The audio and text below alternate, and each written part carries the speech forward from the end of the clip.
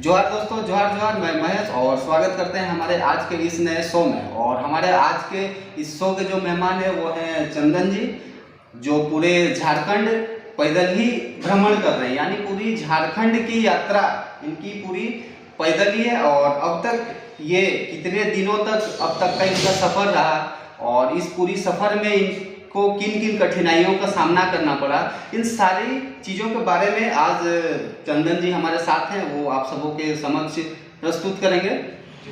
जोहार आप सबको। मैं आर्य गुप्ता, लोग मुझे चंदन कुमार के नाम से भी जानते हैं और फ्लाइंग आर्य 15 के नाम से भी जानते हैं। मैं बोकारो डिस्ट्रिक्ट का रहने वाला हूँ।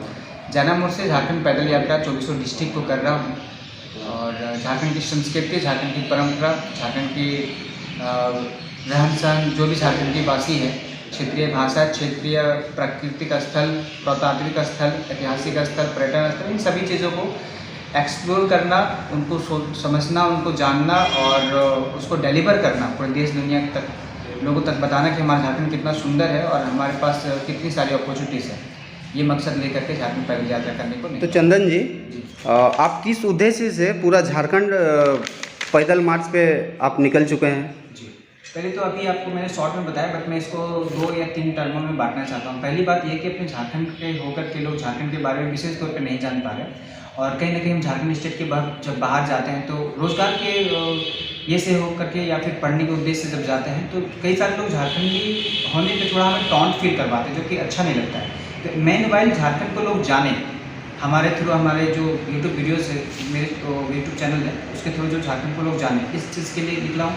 दूसरा ये चीज़ जो मैं पदयात्रा कर रहा हूँ, पदयात्रा करते करते कई सारे लोगों के साथ मिल रहा हूँ, कई सारे खुद भी चीज़ों के साथ रूबरू हो रहा हूँ, सीख रहा हूँ और उसको मैं जो डिलीवर कर रहा हूँ उससे क्या हो रहा है कि अपने झारखंडी भाई बहनों को बता पा रहा हूँ, उनको भी उस चीज़ों से अवगत करवा पा रहा हूँ। तीसरा ये चीज़ जो मैं कर रहा हूँ उससे यहाँ के पर्यटन में इजाफा होगा, मतलब पर्यटन के थ्रू जो रोज़गार है वो रोज़गार बढ़ेगा और यहाँ के लोगों को रोज़गार मिल पाएगा। जी। और आपने पैदल चलना ही क्यों डिसाइड किया? देखिए सर, बाकी दूसरे मीडियम भी ले सकता था, बाइक से या फिर बाईसाइकिल कर सकता था, बट मुझे लगता है कि पद यात्रा के दौरान गांव-गांव तक, कस्बों तक विजिट कर सकता हूं। इसके साथ साथ यहाँ जो बहुत है हमारे झारखंड में पठार और पहाड़, वहाँ पे भी घूम सकता हूँ, नदियों झरनों तक जा सकता हूँ। तो मुझे लगता है कि ये पैदल यात्रा मेरे लिए उस उद्देश्य से ठीक है। आपने अब तक कितने दिनों का सफ़र तय कर लिया है? देखिए सर, ये जो जर्नी है मैंने 18 दिसंबर को स्टार्ट किया था।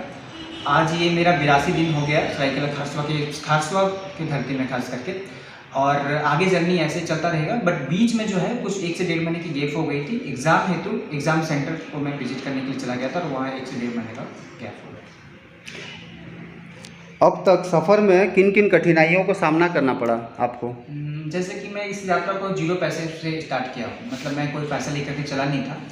तो इस क्रम में कई सारे ऐसे जगह पे रहने खाने की व्यवस्था जो है थोड़ा सा मुश्किल हुआ। कई दिन मैं जो है बिना खाए हुए, अनाज खाए हुए गया।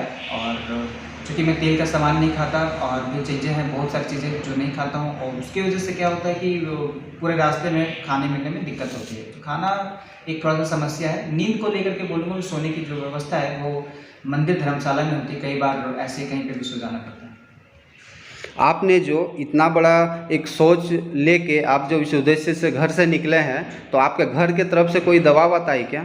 पहले तो मैं 2 सालों से ये जर्नी की प्लानिंग कर रहा था। घर वाले जो है वो नाराज़ थे कि नहीं, क्या क्या सोचता है, क्योंकि मैं एक्चुअली एक यूट्यूबर हूँ, ट्रैवलिंग ब्लॉगर हूँ, कहीं कहीं घूमते रहता हूँ। जब ये झारखंड के बारे में मैंने बताया, खास करके पदयात्रा के बारे में बताया, तो थोड़ा सा संशय उनके मन में हुआ, बट जब मैंने बात की विस्तार से तो लोग मान गए।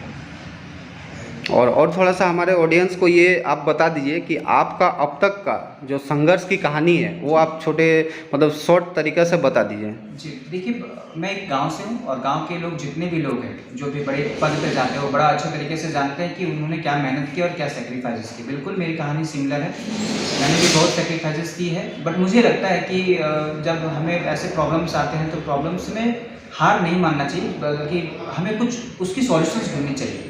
बिल्कुल मैं सॉल्यूशंस पे काम कर रहा हूँ और ऐसे सॉल्यूशंस पे घूमते घूमते मुझे पता चला कि अपनी सॉल्यूशंस पे काम करते करते क्यों ना मैं पूरे झारखंड के लिए कुछ ऐसा करूँ, क्योंकि कहीं पे भी जाता हूँ वहाँ की संस्कृति लोगों ने कॉन्शियस तरीके से पकड़ के रखी है, ये झारखंड में कमी है। मुझे लगता है कि मैं अपने जो काम कर रहा हूँ उस काम के थ्रू लोग तो पहुँचूँ, लोगों तक जन जागरूक करूँ, ये कि अपनी संस्कृति को लेकर के प्राउड फील करें और झारखंडी होने पे भी प्राउड फील करें। कहीं पे भी जाएँ, चाहे मर्जी आप जॉब लग जाए, वहाँ पे जाकर के कम से कम अपनी संस्कृति को ज़िंदा रखें। इससे आपकी आइडेंटिटी है, तो इसे बखूबी आपको मेंटेन करना चाहिए।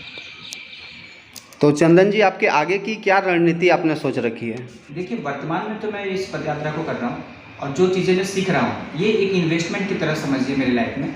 अब यही चीज़ें जो है मेरे फ्यूचर तय करेगी सर। अच्छा, चलिए, बहुत ही बढ़िया। और अंतिम में आप हमारे इन सारे पूरे मेरे ग्रामीण मंच के ऑडियंस और सारे दर्शकों को क्या संदेश देना चाहेंगे? कहीं पे भी मैं जाता हूँ, शहरों में तो चलो ठीक है, व्यवस्था समझ में आती है शिक्षा को लेकर के, पर गाँव में ये थोड़ी सी कमज़ोर देखी गई है। मुझे लगता है कि अगर मैं आज शिक्षित नहीं होता, अगर साक्षर होता, तो ये काम नहीं कर पाता। कहने का मतलब एजुकेशन और एजुकेशन में बहुत डिफरेंस है। पढ़िए, पढ़ना चाहिए, आपको शिक्षित होने के लिए पढ़ना चाहिए, सिर्फ जॉब लेने के लिए नहीं। जब आप शिक्षित होने के लिए पढ़ते हैं तो कई सारे चेंजेस आप अपने लेवल पे कर पाते हैं, गाँव में भी कर पाते हैं। और इतने दिन की यात्रा मैंने बहुत बार ये देखा भी, इसीलिए मैं संदेश देना चाहूँगा गाँव के और शहर के लोगों के लिए भी कि प्रोडक्टिव बनिए, पढ़िए। पढ़ने से कुछ आप चेंजेस ला सकते हैं, तो वैसे पढ़ाई कीजिए। ये नहीं कि हम सिर्फ अपने तक सीमित रह जाए, क्योंकि हमारा झारखंड है, ये हमारा कर्तव्य है कि हम उसके लिए निष्ठावान बने, कुछ ऐसा करें जिससे हम अपने समाज को कुछ दे सकें।